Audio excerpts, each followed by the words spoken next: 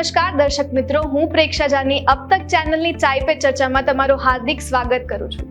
આજના સેશનની શરૂઆત આપણે એક પ્રશ્નથી કરીશું. શું તમને પણ વસ્તુ યાદ રાખવામાં મુશ્કેલી પડે છે? શું તમને મૂંઝવણ કે વસ્તુઓ ભૂલી જવાની લાગણી થાય છે? તો તમે શું ખાઈ રહ્યા છો તેના ઉપર નજીકથી ધ્યાન રાખવાની જરૂર છે. આ સવાલ કે ખોરાક અને મગજનું સ્વાસ્થ્ય કઈ રીતે સંકળાયેલું છે એનો જવાબ દેવા માટે આપણી સાથે આજે વોકહાર્ટ હોસ્પિટલના બે અનુભવી ડોક્ટર્સ, ન્યુરોફિઝિશિયન ડોક્ટર આશુતોષ દુધાત્રા અને ન્યુટ્રિશનિસ્ટ ડોક્ટર અમી છાટબાર મોજૂદ છે. તો ડોક્ટર અમી અને ડોક્ટર આશુતોષ, તમારું હાર્દિક સ્વાગત છે અબ તકની ચેનલ ઉપર. તો સર, સૌથી પહેલો પ્રશ્ન હું તમને એ જ પૂછીશ કે આ મગજનું સ્વાસ્થ્ય આજે જે આટલી ચર્ચામાં આવ્યું છે, આજના યુગમાં આનું શું મહત્વ છે? એટલે આજના યુગમાં ન્યુરોલોજીકલ તકલીફો જેમ કે સ્ટ્રોક છે, ડિમેન્શિયા છે, ભૂલવાની તકલીફ, પાર્કિન્સન્સ ડિઝીઝ છે, કંપન, એ બધાનું પ્રમાણ રિલેટિવલી વધી રહ્યું છે. મેઇન કારણ જોઈએ તો લાઇફસ્ટાઇલમાં બદલાવ છે, પ્લસ બીજું કારણ એ છે કે મેડિકલ એડવાન્સમેન્ટને કારણે લાઈફ સ્પેન વધી ગયો છે. એટલે જેને કારણે ઓલ્ડ એજનું પોપ્યુલેશન વધારે છે, એટલે આ બધા સ્ટ્રોક ને ડિમેન્શિયાના પ્રોપોર્શન્સ વધી, ઇન્સિડન્સ વધી ગયા છે. બીજો પ્રશ્ન હું તમને એ કરવા માંગીશ કે મગજના સ્વાસ્થ્ય માટે કેટલી વસ્તુ તમારા ઉપર અસર કરી શકે છે? મગજના સ્વાસ્થ્ય માટે ફિઝિકલ એક્ટિવિટી છે, શારીરિક એક્સરસાઇઝ છે, પૂરતી ઊંઘ કરવી બહુ જરૂરી છે. પછી ન્યુટ્રિશન, ખોરાક સરખો બહુ જ જરૂરી છે. સ્ટ્રેસ મેનેજમેન્ટ, જે સ્ટ્રેસ હોય એને મેનેજ કરવું પણ જરૂરી છે. વ્યસનો છે જેમ કે સ્મોકિંગ છે, તમાકુ છે, એ બધું પણ મગજના હેલ્થને અસર કરી શકે છે. જો બીજી તકલીફો છે જેમ કે ડાયાબિટીસ છે, હાઇપરટેન્શન, બ્લડ પ્રેશરની તકલીફ છે, એ પણ સ્ટ્રોક અને ડિમેન્શિયાના ઇન્સિડન્સ વધારી શકે. તો આ મગજને અસર કરનાર ઘણી બધી વસ્તુ હોય છે કે ડૉક્ટર અમી, હું તમને એમ પૂછવા માંગીશ કે ખોરાક શું ભાગ ભજવે છે કે આજે મગજના સ્વાસ્થ્યમાં અત્યારે જે આટલો પ્રોબ્લેમ્સ આવે છે એમાં ખોરાકનું શું મહત્વ છે?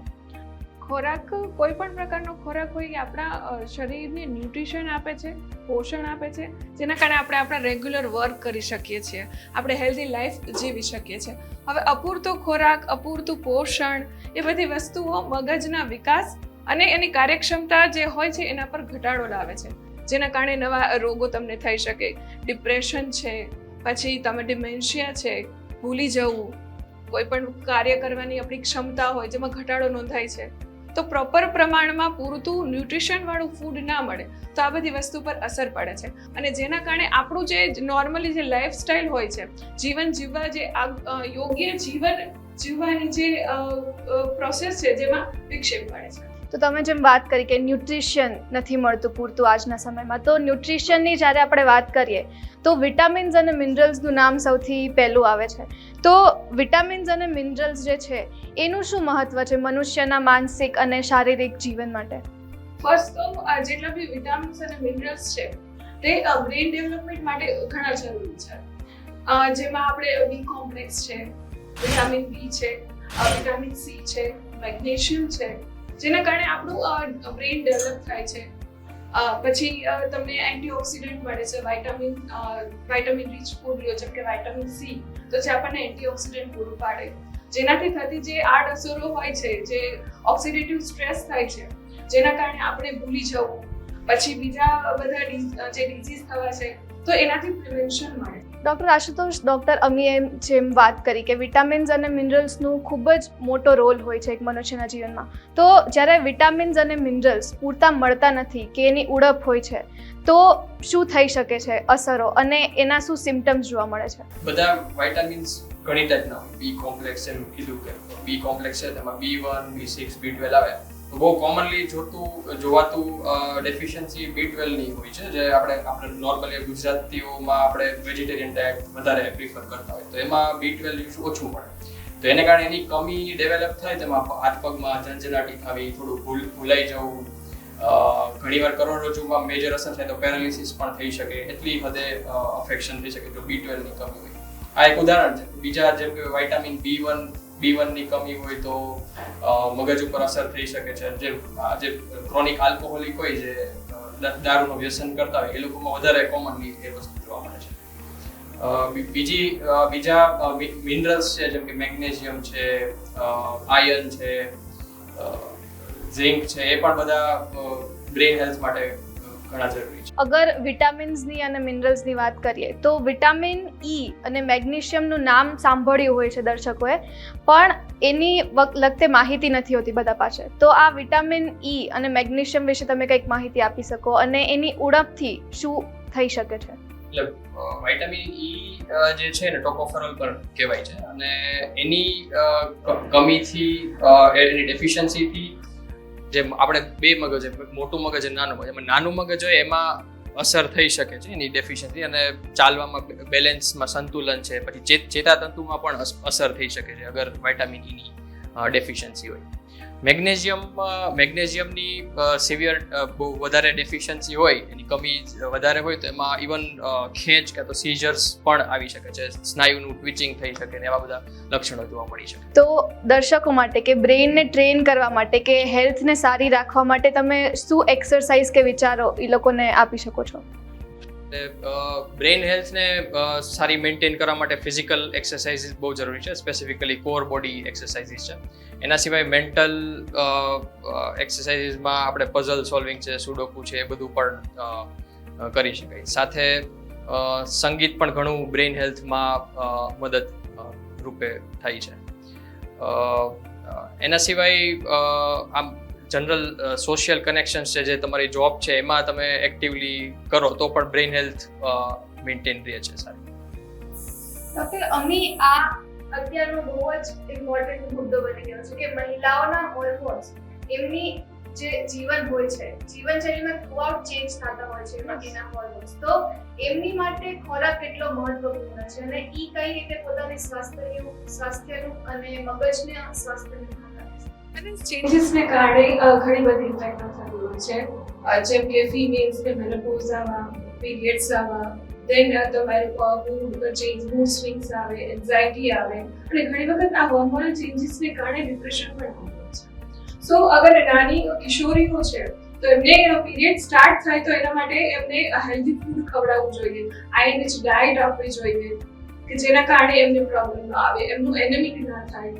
દેન મેનોપોઝના સમયગાળા દરમિયાન એમને સોયાબીન રીચ વાળી ફૂડ આપવી જોઈએ. ત્યારે ઇસ્ટ્રોજન અને જે હોર્મોનલ ચેન્જીસ આવે છે એના કારણે એમને મૂડ સ્વિંગ્સની પ્રોબ્લેમ, બીજા પણ ઘણી એવા ડિઝીઝ કે જે થવાની શક્યતાઓ હોય તો ત્યારે તમે એને soybean rich diet plus antioxidant rich વાળી ડાયટ પ્રોવાઈડ કરો.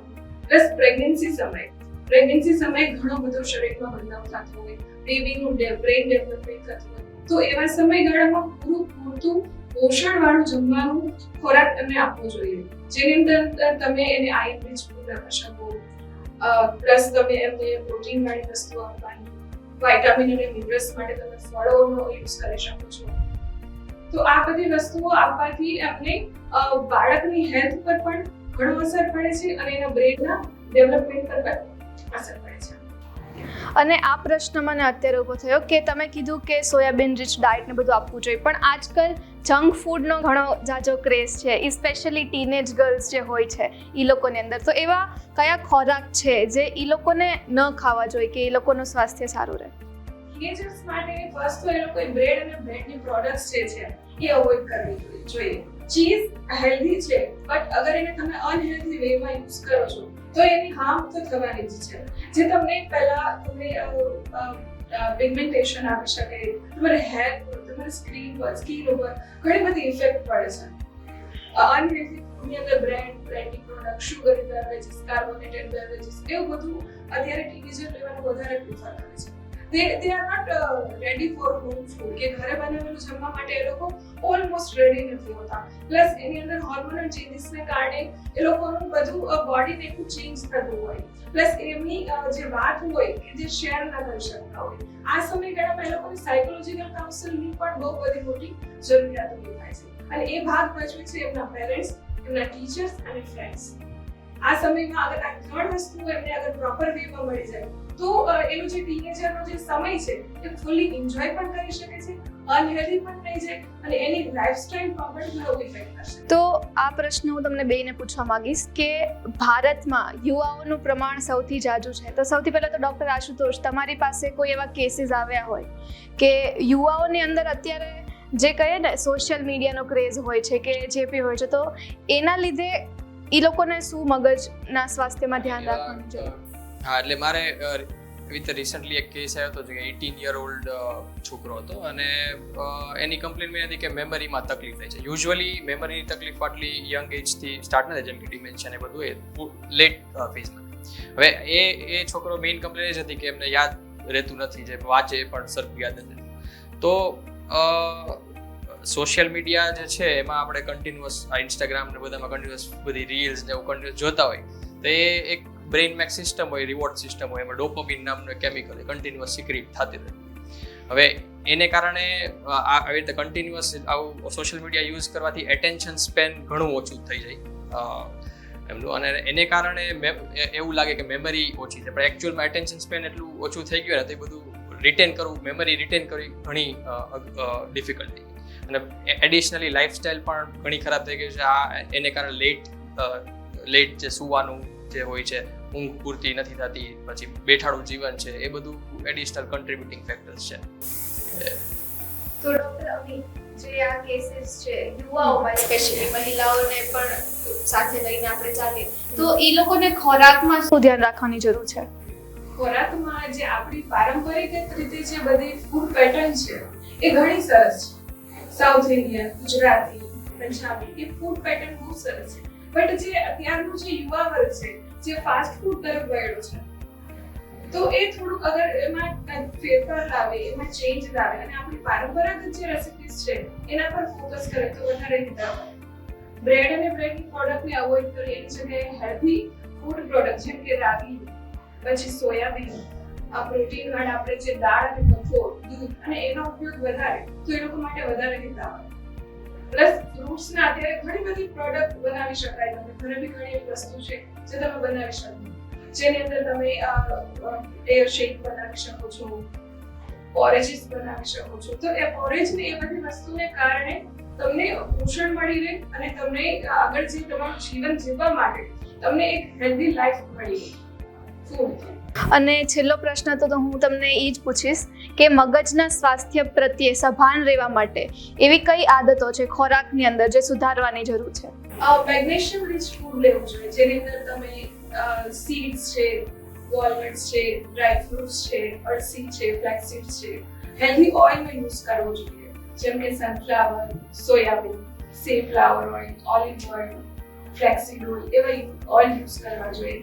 ડેરી પ્રોડક્ટ્સ યુઝ કરવી જોઈએ.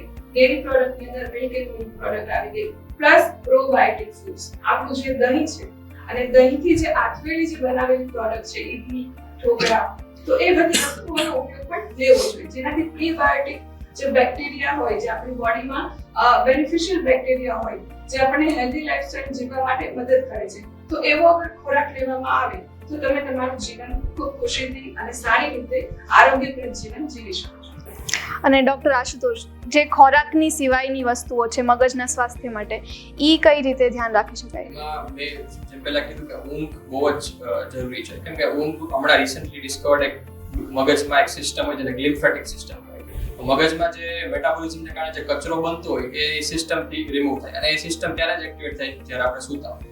હવે ઊંઘ ઓછી થાય તો બ્રેઇનમાં એ એક્યુમ્યુલેટ થાય, ભેગું થાય એ કચરો, અને એને કારણે આગળ જતા ડિમેન્શિયા છે, મતલબ ભૂલવાની બીમારી, અલ્ઝાઇમર્સ કદાચ તમે સાંભળ્યું હોય, એ છે, પાર્કિન્સન્સ ડિઝીઝ છે, એ બધાની રિસ્ક ઘણો વધી જાય. તો ઊંઘ એક બહુ જ જરૂરી છે. પછી ફિઝિકલ એક્ટિવિટી, એક્સરસાઇઝ, જેમ મેં કીધું, બેઠાડું જીવન રિસ્ક ફેક્ટર છે આ બધું વસ્તુનું. પછી સોશિયલ ઇન્ટરેક્શન પણ ઘણું બધું ઇમ્પોર્ટન્ટ છે. સોશિયલ ઇન્ટરેક્શન કન્ટિન્યુઅસ રાખીએ તો પણ આગળ જતા ડિમેન્શિયા, ભૂલવાની તકલીફ એનું રિસ્ક ઓછું થઈ જાય. આપણે યુઝ્યુઅલી એમ માનતા કે મોટી ઉંમર થાય એટલે રિટાયર થઈને ઘરે આરામથી, મતલબ આરામ કરે એ સારું આપણા વડીલો, પણ એકચ્યુઅલી એ કોઈ એક્ટિવિટીમાં મશગુલ રહે અને કોઈ પેશન ડેવલપ આગળ કરે, એક્ટિવિટી કન્ટિન્યુઅસ કરે તો એ ડિમેન્શિયાથી વધારે પ્રિવેન્શન મળે એનાથી. એટલે એ પણ એક ફેક્ટર છે.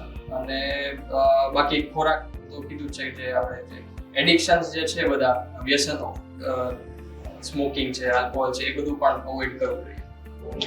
તો ડૉક્ટર આશુતોષ અને ડૉક્ટર અમિત, તમારો ખૂબ ખૂબ ધન્યવાદ આ ચાય પે ચર્ચામાં જોડાવા માટે. અબ તકનું આજ માટેનું હેતુ એ જ હતું કે તમે ખોરાકમાં કઈ રીતે સુધારા લાવી શકો છો અને ખોરાક અને મગજનું સ્વાસ્થ્ય કેવી રીતે સંકળાયેલું છે એ તમારા સુધી પહોંચાડવા માટે. તો આશા કરીએ છીએ કે આજનું જે ચાય પે ચર્ચાનું સેશન હતું એ તમારી માટે ફાયદાકારક રહ્યું હશે અને આવી જ રીતે બીજી ચાય પે ચર્ચામાં આપણે મળશું. ખૂબ ખૂબ ધન્યવાદ.